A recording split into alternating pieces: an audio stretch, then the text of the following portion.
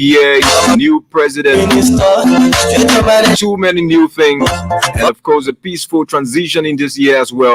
Liberians are so excited about this.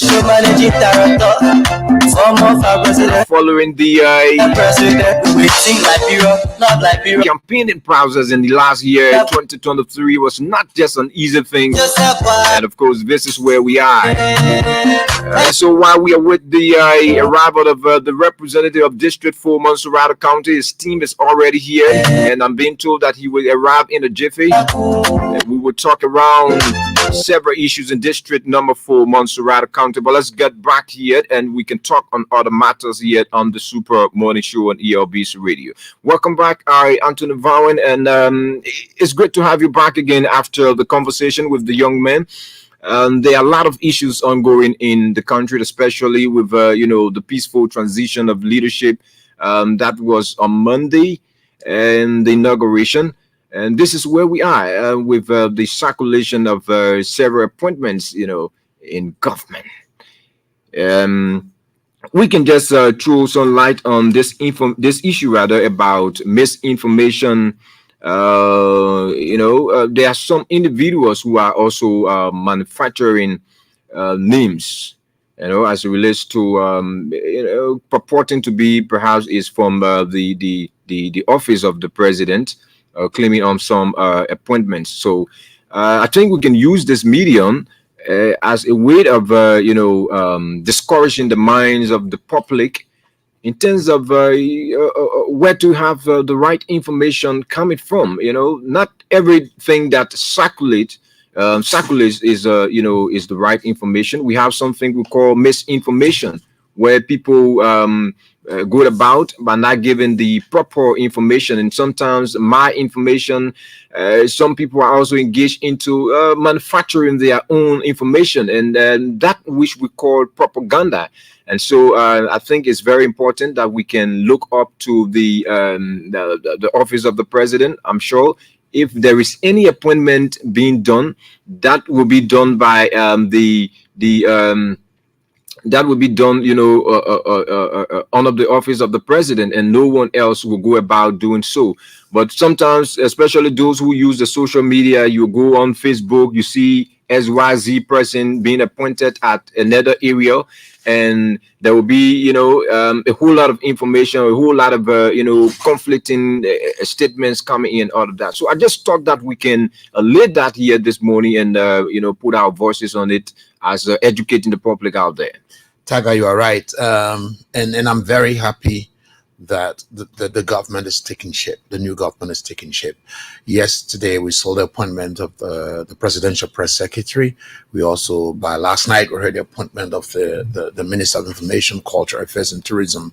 I think there was a little bit of a missing link, and people have been wondering where to get the right information from.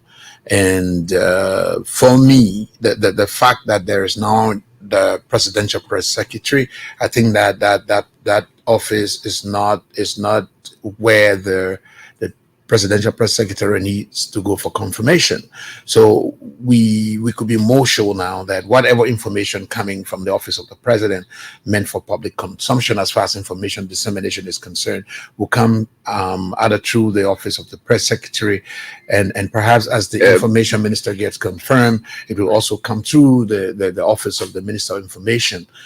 We think that LBS is very key to this process as well. For an example, this is a state broadcaster.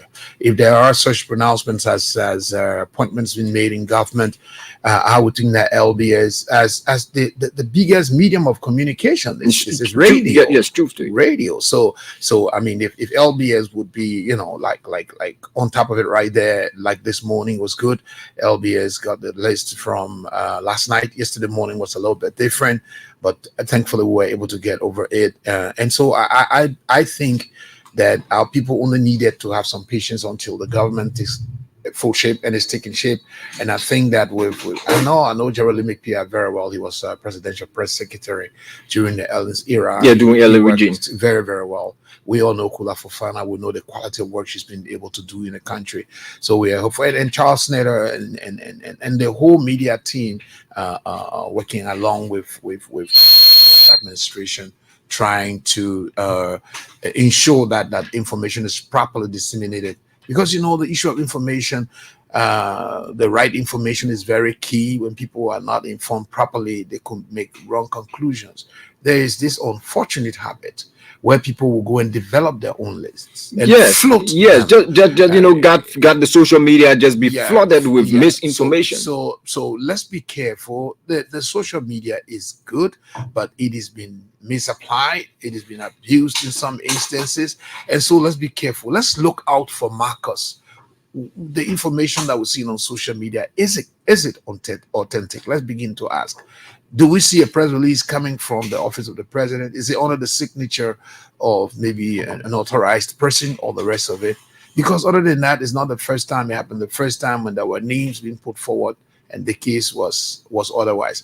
So I would ask our people, the social media is good, but try your best to watch out And you for see the some, source where this information is yes, coming and, from. and you even see sometimes they place people names there, and you reach out to the president. The president say, "I'm not aware." And I Yeah, mean, for every appointment, I think when that president being appointed, they are informed yeah. I about the mean, it's not situation. secrecy. Yeah, It's not yes, secret. it's not anything But that I is in think closed door. I think a lot of it is for cheap reasons, for reasons better known to the progenitors of those kinds of Sometimes could be information. propaganda. Yeah, Propaganda is one. involved.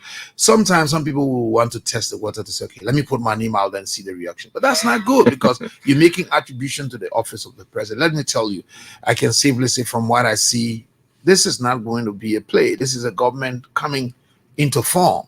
Allow the process to take its course. Okay, so let's be very, very careful with how we source it and how we run with the information. You see, people say because it's on social media, you jump and run with it. There's this whole big debate right now. For example, the issue of the Minister of Foreign Affairs designate, the way it's been taking in the social media, on the social media platform. We all have to look for the right information at the right time, so that we allow the government to take shape. This government have the first 100 days to deliver in. All of these distractions could impact the level of progress that the government needs to make. I'm not saying it's an excuse, but I think that, for an example, I would suggest the information on the appointments come through the presidential press secretary's office, later on the minister of information, LBS, being seen as a key point that the information will go out. That these are appointments. This is a state radio, honestly. Of course, It's authentic. Is the voice of Liberia. It's not the name of the station, but that's when you hear from state radio, national television, of course, national radio. Yeah, other local radio yeah, stations will quote the state radio, and that's what, yeah, absolutely, and that's the reason absolutely, why the state radio stand in a very high prestige. absolutely. You see, there are others who are attributing this to because there is they are a bit slow in Mhm. terms of the pronouncement of these individuals. But you've been around for a very long time. I Mhm. want you to share your thoughts on this. You have seen other new governments come into power. Mhm. How has it been? Has it been in a hurry process? Well, it depends on the atmosphere at the time. Take for instance, even as meticulous as this government might want to move, we already, there was a situation with the Minister of Justice. The name had to be, withdrawn. So I would think that it's good that the government moves in real time, but at the same time, we have to take into consideration that this is a government that has pronounced loudly that is going to move methodically. It will be very meticulous. It will check, counter check, and recheck to make sure that the right people have the right responsibilities. My caution, not caution really, my advice to the government would be, anyway, that we proceed in a way that we maximize the use of the time available to us. For an example, thank God we're hearing about the Minister of Public Works. The sooner these people get confirmed, they go to work, because in the first 100 days, no vehicles should be, getting stuck in Yeah, the stuck mud in on the our mud, major according roads to the around the president. country. It means that the public works should get to work immediately. So I would think that wherever possible, we should maximize the use of the time available. Time is a resource, time resource. We should maximize the use of time so that we deliver on a timely basis. Liberia is in dire need, and everything needs to be done Like we said, the rescue has to keep moving. We can't afford to drop the guy right now because that will bring a lot of disappointment, this anxiety. Already, you hear people manage your expectations, and people already started to feel, oh, to say that means these people don't want to work. They don't want to I work do in. not believe so. It's just that it's the only best thing to do because if you overly heighten your anxiety, you might start to, for instance, God forbid, jump out there. Oh, you say you will do this, you didn't do, and then you start to prematurely protest and do other stuff and things. So all we're saying is we're appealing to the government to take note that it is proceeding well, but let's take into consideration the management of the time resource in a way that will maximize the benefit of utilizing the time that is available to Now, us. I also want to get your thought too on this aspect. The communication arm of government, because this was one of the challenges that the CDC had, especially taking over as a new government in 2018. The chain in terms of information dissemination. No, you having officials speaking out from different point, and I think at this period, people were already in the know from the time the CDC won the election, from the pronouncement of the results. There were certain individuals who were already noted, for being appointed in XYZ and areas. With the case of the Unity Party and the delay and all of that, do you see that as a proper communication strategy? Well, again, I would say timely information is good, but you also have to take into consideration that to repair is quite expensive. So be careful with what you put out there because prevention is better than cure. Notwithstanding, you have to be skillful as to how you don't have to delay providing the information available. You don't have to be in a rush to also provide the wrong information because then you have to now come back to do damage control, which is extremely expensive. Yeah, very I expensive. know my colleagues know that. I know too well that Geraldine McPia knows that to his fingertip. I know that Kula knows that very well. The rest of the guys into the communication outfit of the administration, we all know that. It's true. We also, some of us in the independent media will be pressing for, we want the information. The information got to be out because that's our job, right? But it is for us who are managing the government information dissemination mechanism or machinery to be sure that we have checked, counter checked, and ensure that the information we are putting out there is the right information at the proper time. That's what we advise. Okay, the voice of Anthony Bowen is here with me this morning, and we've been sharing our thoughts on this issue about the appointments of new government officials. They are subject to confirmation about the Senate, and so we look forward to that. We are getting signals that the representative of District Number 4, Montserrado County, Anthony Michael Thomas, is here. And so we will just take this break in a jiffy while we do adjustment. And soon as he's in the studio live, we will start up with our conversation here this morning. Please stay tuned. Don't go away. Former vice president, now you see the president. I'm a agriculture minister, you managing director. Former vice president, now you see the president. We waiting Liberia, not Liberia, you Liberia. With Joseph Waka, with Joseph Waka, and Jeremiah. With Joseph Waka, and Jeremiah. We waiting Liberia, not Liberia, you Liberia. With Joseph Waka, with Joseph Waka, and Jeremiah. With Joseph Waka, and Jeremiah. Yeah, we're running out.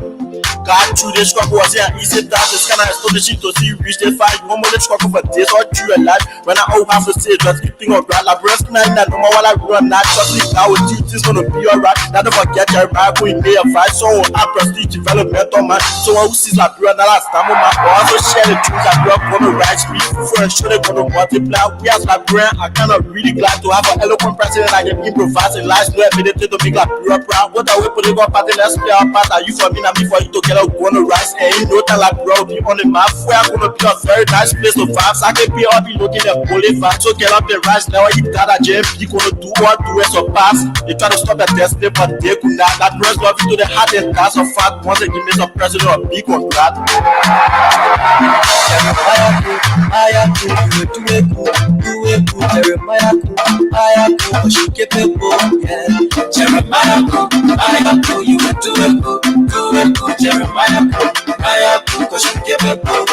Waiting Liberia, love Liberia, you Liberia, with Joseph Waka. With Joseph Waka. Well, this is the Super Morning Show here on ELBC Radio 99.9 and other frequencies across Liberia. Here it is 18 minutes past 9 o'clock this morning. Like we told you that we're going to speak with the representative of District 4 Montserrado County, Antonin Michael Thomas. And also he's the chair on the Judiciary Committee of the Liberian on the lower house. This conversation will also be carried live on People's Television. It's online, so you can also view it as well and also on the Liberia National Television, our social media handle. My name is Taka Goligio, and I'm here along with Antonin Vawen. Just before we kick the ball rolling, let me welcome back with Antonin Vawen. Welcome. Thank you very much. I'm very excited to be sitting with our brand new lawmaker from District Number 4, Honorable Attorney Michael Thomas. Welcome to State Radio. Thank you so much. It's always been a pleasure to be in the studio of our prestigious State Radio, the LNTV. Okay, so let's start up and kick the ball rolling. How is the district? So, District 4 is peaceful. District 4 is moving steadily towards observing a milestone of development in several sectors of the divide. We were elected on a mantra to develop and to transform and rebrand District 4. And that has not changed. We remain committed to that process.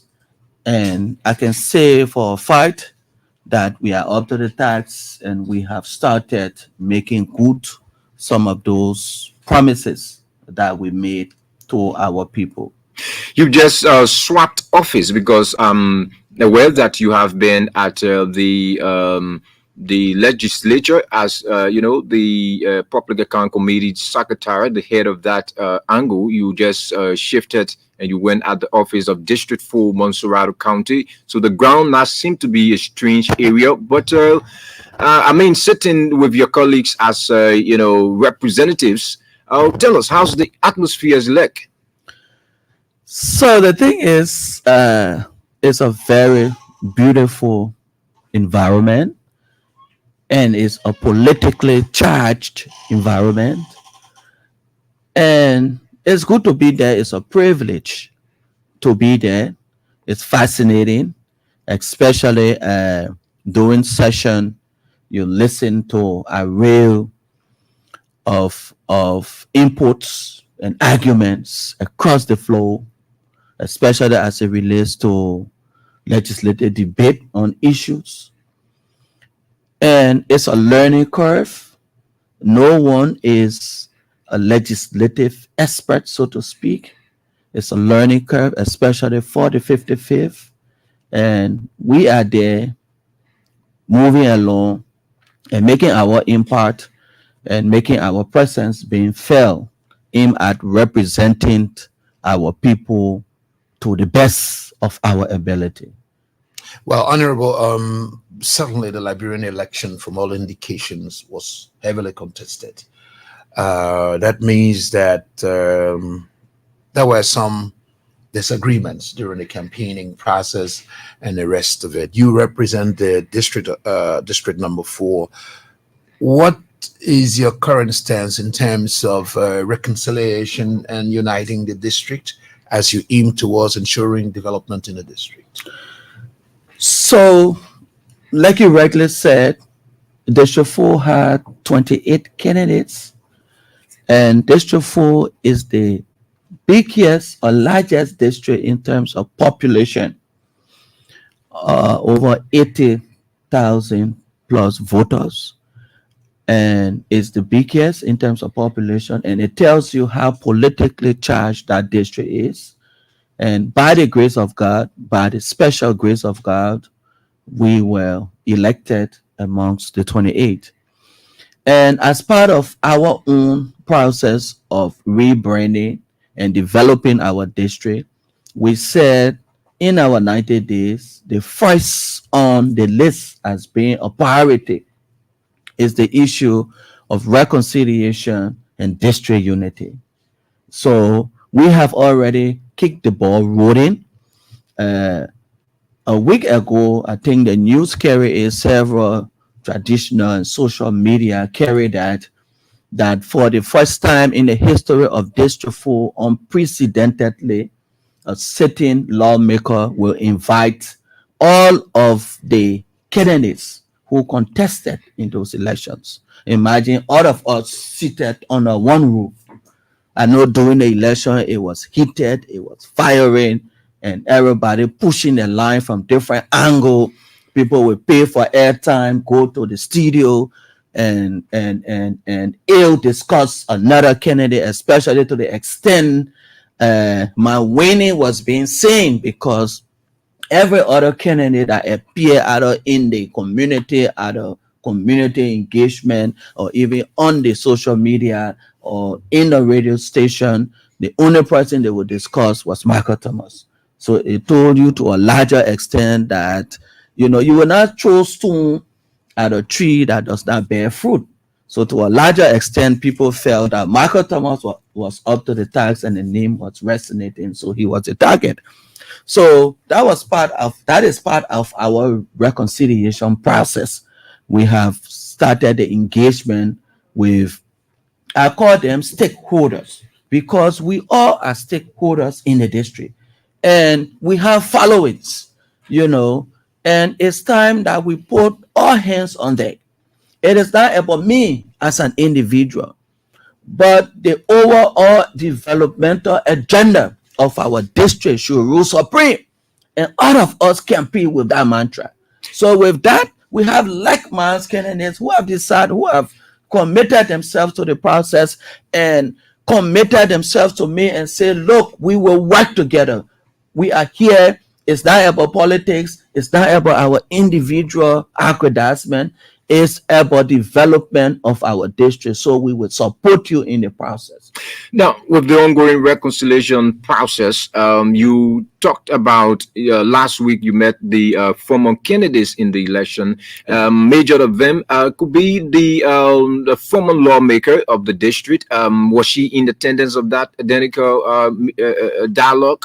So an official communication was written to every candidate, including the former lawmaker, and it was personal whether or not to attend. You can't force it.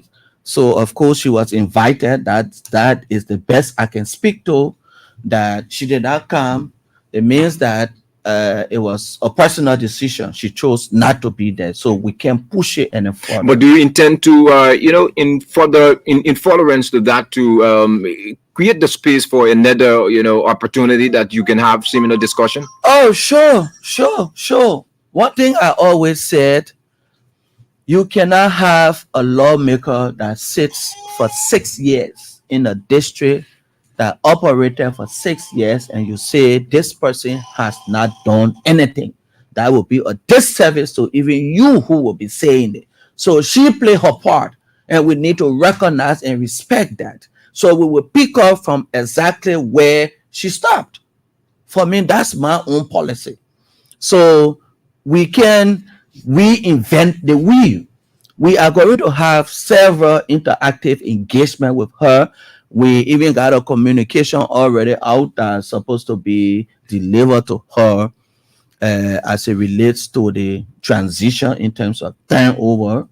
And we also looking at what are those things that we need to know, in order to start. You can start in an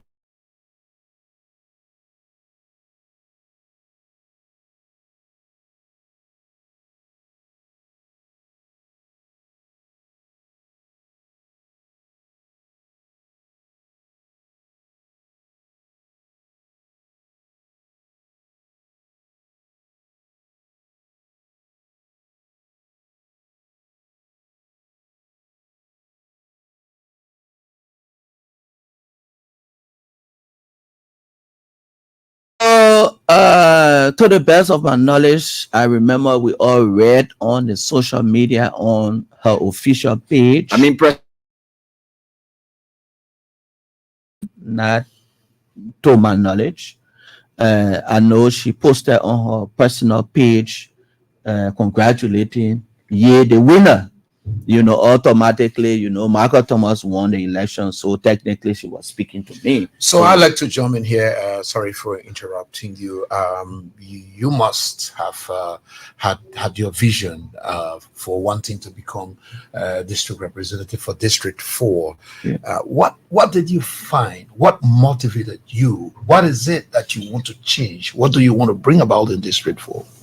So the thing is, we did several surveys in the district, and we got to know there were lapses in almost every sector of our district. The educational sector was a challenge. The health sector, the same thing. We look at basic social services. As we always said, our communities were in oblique darkness. We had issues with transformers across the district. I had to personally go from community to community installing solar lights in the district. And also there are communities in the district now that does not even know what they call public utility. Like places like Cross River Estate, Nambala, the Christopolis community, they don't even have one light bulb, so to speak. And that is District 4, and we're talking Montserrado County. So if Duboro can be fortunate to have transformers, street lights, and current in the homes, what happened to those other segments of the district? We have our citizens, our residents that live there. The people in District 4, the people in Zeze community, in other parts of the district are not better than those that are in those isolated community, the people in Duestan, the people in Do Estate community. So we realized all of those challenges, and we said we can't keep doing the same thing over and over again and expect a different result, in my Honorable Alexander Cummings' voice. So we thought to take up the challenge, we thought to make some impact, and we make a monumental impact in the vocational educational sector, where we established the biggest vocational institution. I think in Liberia we can boast of that. The last graduation we had 4,500 young promising residents and citizens of our country graduating in several vocational and technical capacity: plumbing, electricity, soap making, hairdressing, 3D epoxy flow design, biogas, biodigester, and the rest of it. So we also venture into the health sector, where we procure the state-of-the-art ambulance for the district, and that ambulance was a gift from God. I can say that because we have a record of over 31,000 persons personally benefiting from medical initiative through the management of that ambulance. Besides that, we had a 24-hour emergency response services, where the ambulance were being filled on the standby with the driver, security, and medical practitioner seated there, and they were always responding to emergency situation. We had almost over 1,500 persons that benefited, that called the numbers, and the ambulance went at their home, picked them up, took them to hospital, and they even survived from it. But Thomas, we understand the level of interventions that you've made, quite impressive. Yeah. But when you're talking about over 80,000 people in your district, you're talking about the lapses. Seems to me that it's a Herculean task that you have taken on. We're now looking forward. All sounds so good. What are your immediate plans beyond reconciliation what next are you going to be focusing on? And how do you intend to involve the communities in your district in achieving your development goals? So first thing first, like I said, we started off the reconciliation process with the candidates. Tomorrow again will be a history making in the district where we will have, I can call that a district sitting, where all of the chairs in all of the communities will be seated under one roof with their lawmaker and also the superintendent of the district. We're also trying to see how we can get our two senators also in a meeting so we can discuss developmental issue of the district, because I'm one person, I don't give people what they don't want. So we have a town hall engagement.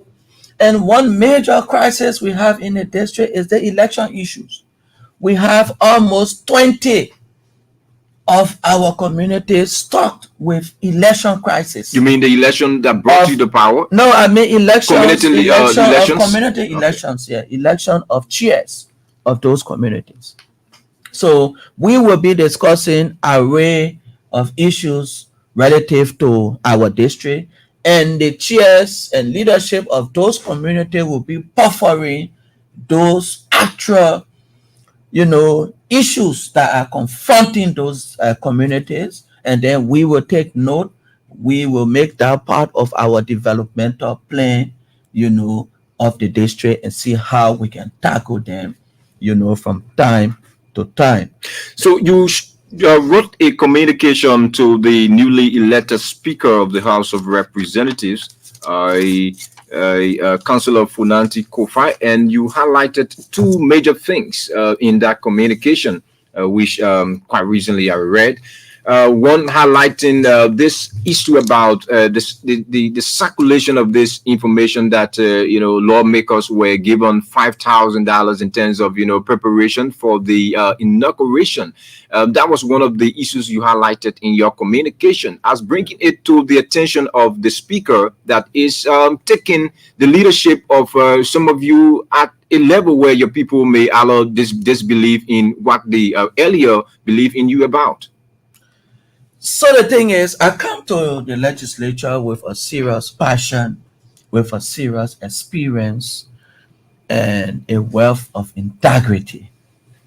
And I said to someone, $5,000 given to a district that has over 80,000 persons is like a drop in the ocean. So all we lawmakers needed was just notice, that Honorable Thomas, we will be sending this amount to your district for the preparation of the community for the inauguration. What I would have done, right? I would have even taken additional money from my personal funding or my businesses in the district and even add it to enhance that process, because 5,000 isn't nothing. But the manner and form of execution of that money was a serious challenge. So now the president announced that as part of the preparation for this program, he was going to give $5,000. So that message ran far and wide that the representative of the district will receive that money. And of the 73 of us, you can even count 10 persons that got information that are knowledgeable of that money. So my team did a survey in the district, did some investigation only to find out that the Unity Party structure in the district received that money. And also there is an additional information that instead of $5,000, there was the amount of $4,000 that was given to the district, equivalent to 9,000. So what happened? What happened to the additional $1,000? That is the first question. And the second part is, we need to understand two major things. Is this money intended for Unity Party as an institution in preparedness for the program, is it the president's personal money or the party's money that is given to prepare the party structure and the partisans of Unity Party in the district? The second question could be, is this a national endeavor that as the president-elect he was given a budget of 650,000? Is that $365,000 from the overall, 650,000 going to the 73 district? It's a part of that transitional process that's relates to the inauguration. Then we can treat it on a case-by-case basis. On the basis of that, I'll offer that letter on the floor of plenary requesting two things. Number one, besides just the 5,000, there was an amount of 650,000 allotted for this process. We witnessed the program. It was a national disaster. Imagine the president is being inducted into office. He's signing the oath. The oath is being administered. And the microphone is bad. Even the Speaker of the House of Representatives is conducting session and the microphone is breaking out. Just this morning, I mentioned on Cool FM also that this is a diplomatic program. You have head of states of foreign government walking and marching into the hall with their entourage. No president leaves his country and comes to another country without an official protocol, without the listing of that president and his entourage. The entourage, if you come in with the Minister of Finance, the name of the Minister of Finance will be written, his accolades and all that kind of stuff. So imagine the protocol who is there announcing the president, for instance, the president of Sierra Leone walk in the hall. I'm pleased to announce the president of Sierra Leone. That is solo.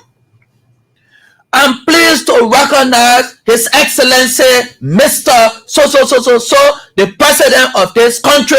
He is walking in the hall with his entourage. That includes the Minister of Finance of this country, the Secretary of State, and whatever it is. Call them by their name and recognize their title. So even the head of ECOWAS walking in. Imagine, you just said, we wish to announce the arrival of the head of ECOWAS. Can you imagine? Okay, but I think there was a team. Lastly, one major captivating thing, right? You gave out invitation. Assuming you gave out 5,000 invitations. It means that you hosting the program, you are preparing 100% for 5,000 person. The seating capacity should be at least 5,500 person, just in case, right? Food and every other thing, you catering for that amount of person. But it will interest you to note that even we were given invitations for our spouses and also residents and elders and other people in the communities were invited as guests. People stood up for over 2 hours. Was that in the case of your officials from the district? Sure. Even my wife was a victim of that, and other colleagues of ours. They had to finally place them somewhere in the sun without even a canopy over them. And one thing that puzzled me more, that the stage and the PA system, to hear in the blue that particular setup is not from Liberia. It was brought, I think, from Sierra Leone or somewhere else. That is a disgrace to us. You clearly vent out what I would say frustration over what was experienced at that time. What are your thoughts around? There are others who are calling for audit. There are others who are calling for some people to have to answer some questions. This is not confirmed. I heard even the House of Representatives is concerned to know what really happened. What is your position in terms of what transpired? So the thing is, I am the voice of District 4. I represent the peace loving people of District 4, and I have already aired the voices of our people as a lawyer through an official communication to plenary. And on the floor yesterday, the speaker, then presiding, seized the opportunity and he actually refer that communication to the Committee on Executive to make an inquiry and come up next week with an official report, because I am actually requesting for the National Transitional Team leadership to appear before plenary and give us a report of the 650,000 that was allotted for this process. And I'm clear with that. We're waiting to see what the report of the Committee on Executive, chaired by my own brother from District 7, I think he was here yesterday, uh, Honorable Emmanuel Emmanuel Dan. John. So we're looking up to the chair and the members on that committee to come up with a comprehensive report on that, and then we can make further determination as Anthony to how to Thomas, proceed. you were once and awarded as ambassador against illicit drug, especially young people involvement with that. At this period, we in 2024, that was before your election. You are now a lawmaker. What's your stand on that? In as much as you are a lawmaker now and moving the people through. So that has not changed and will not change for any reason. We remain engaged with the fight against illicit drugs.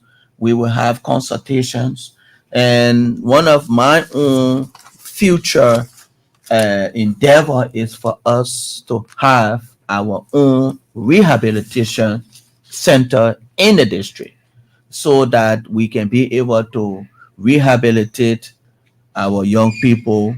We can do the psychosocial and mentorship counseling of those kids, and we can also reintegrate them into the society.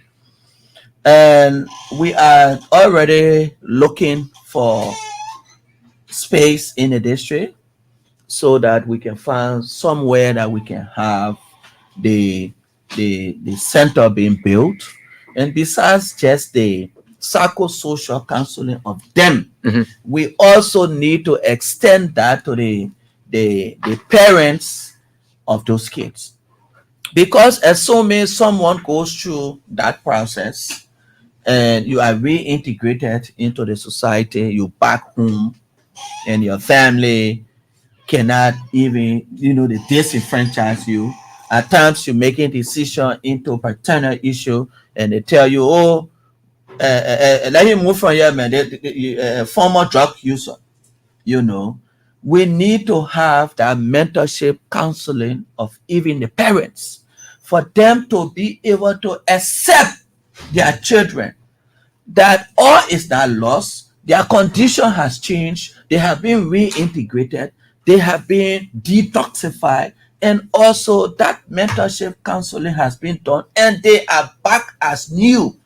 And if we don't do that, all of the effort will be futile, it will be infutility, because they will get vexed and say, but what were the essence of going through this long process? I'm back home. My parents cannot accept me. My late brother is insulting me. My late sister is always insulting me and say I'm a drug user. So it better I go back on the street. So we need to take all of that into consideration. Anthony Thomas, you are leading the charge in District 4.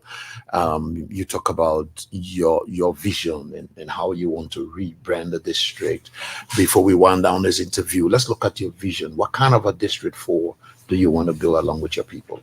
So we want to transform our district. We want to rebrand the district. The issue of rural rehabilitation in the district is a challenge. Like I said, economic empowerment, job creation for our women and also our youth is a challenge. Those are the things we want to put on the front burner. I just mentioned the issue of the RX youth.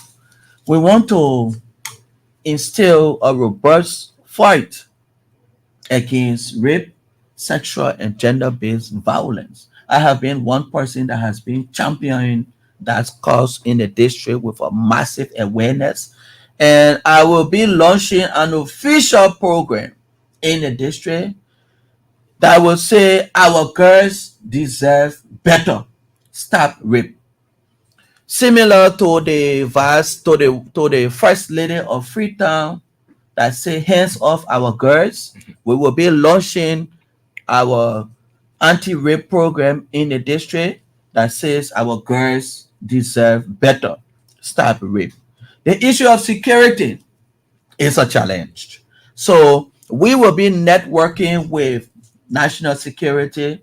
The issue of community policing is one thing we need to take seriously. I've had several interaction with the various zones and the commanders within our district. And we also having conversation to see how we can reintroduce the vigilante activities. And also I like to say to people that light is security, electricity is security.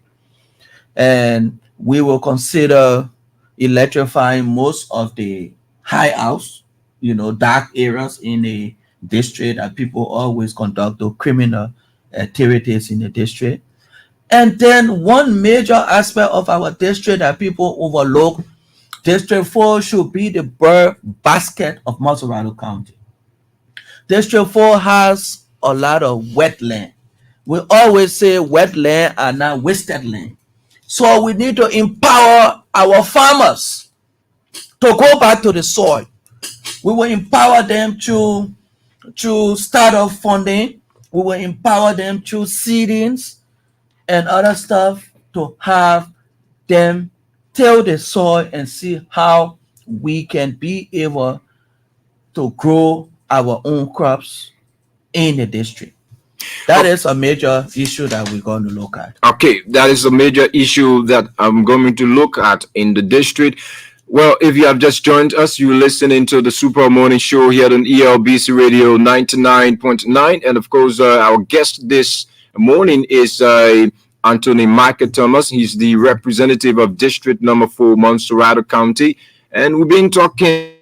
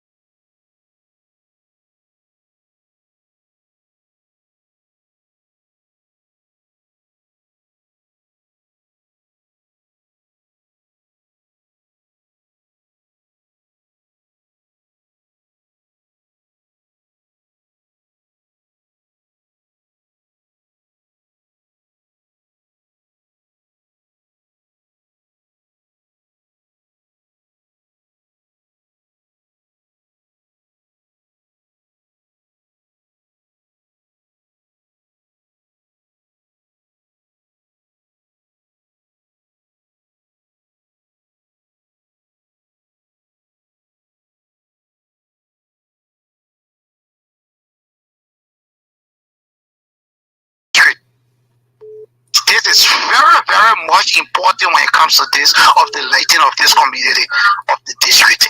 Because right now, as we speak to you, we got places into the district. On top of your own self, your self as a security personnel, whosoever, big man, whosoever, honorable person, you can't step there. When the place is dark at 6 o'clock, there is nobody can reach at that point and say part of that society. So right now we want to tell you, for everything you just said, that's the truth. That's a demon being the best we wanted of the district. Okay, And we thank praise you. Almighty God. Let's talk to other callers. Good morning, welcome. We take one again, then we can go back to our guest. We have roughly 8 minutes. Morning. Morning. Go ahead, let's hear you. Morning. Good morning, you live on the radio. Okay, too bad. It seems like this caller not really. Let's talk to the next one. Good morning, welcome. Yeah, good morning, sir. My Yeah. name is Albert, and I'm calling from Nigeria, Konomo to be precise. All right, let's hear you. Yeah, I got information from the Honorable Institute. He said that each district supposed to receive 5,000 United States dollars for the inauguration program. But as for Nigeria, Konomo district, we received $600 United States dollars. So Thank you. Let's go to the next caller on the line here. Morning is our last caller. Good morning, sir. Yes, go ahead. Good morning to Representative Marcus Thomas. Let's hear you. My name is Abu S. Golafari. I joined your conversation this morning from District Number 3, Montserrado. Mm-hmm. I took interest in the first conversation surrounding the disbursement of the 5,000 to each of the districts ahead of the inaugural ceremony. What I do want to know from the representative is that if this money is from the United Party or the president, does the legislature has the power to those that disperse the money? Because there are a lot of controversial surrounding this money. Okay, thank you. That 5,000, 4,000, 2,005. So can the legislature really hold people accountable for this money? That's my question. Okay, thank you. So we hold it at that 6 minutes up to 10 o'clock. And so we go back to our guest, Antonin Michael Thomas, to respond to some of those concerns. Then we can wrap it up here this morning. Okay, thank you so much. And these were very beautiful questions, and they all spoke directly to the issues being discussed. And I will take it bottom to top. I will start first with Abu Golafali. His concern was if the money is from the president, as a personal money that is being given to the district, to the Unity Party structure, does the legislature have that power to intervene? And I said it clearly. We need to understand two things. Whether or not the money is the president's own money that was given as a gift to his party. The second part is this money a part of the allotment that was given for the inaugural program? That is yet to be answered, and I would say is sub judice, because we have already launched an investigation into the process. So we are waiting the final report from the committee on executive, and then we can make determination. But if it is the personal money, then it means that we can speak to that his personal money, personal is clear. So the second one is our colleague from Grand Albert, who said instead of 5,000 they receive $600. So one of my colleagues, I think from Bond County, said the money was received, but then what they did, instead of dividing it as a district, we got administrative district and we got electoral district. So they thought to probably divide it as administrative district. You got several administrative districts as compared to the political district or electoral district. So probably that is the case with Grand Jide, that it was divided. I'm just assuming on the top of my head because it's $5,000 per district. So if you get 600, it means something went wrong. Maybe the colleagues from Grand Jide who will speak to that, the representative from there will speak to that.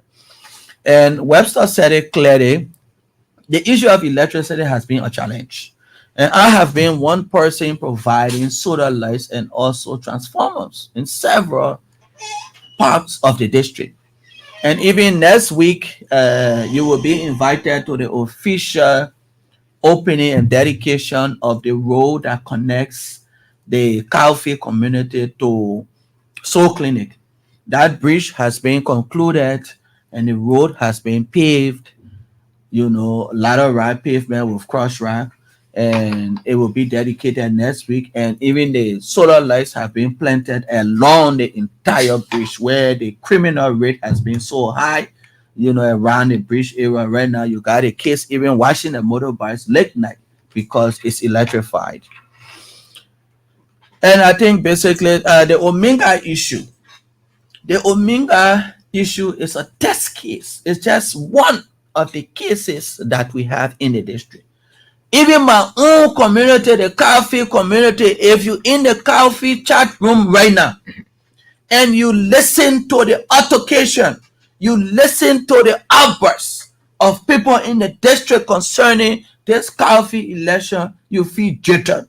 So I have already taken siege of the matter and I'm having consultation with all of the parties involved, the election commission, the head of the elders, the council of elders, and those that are vying for the positions. We're having conversation to see how we can have a peaceful election because Calfee community deserves better.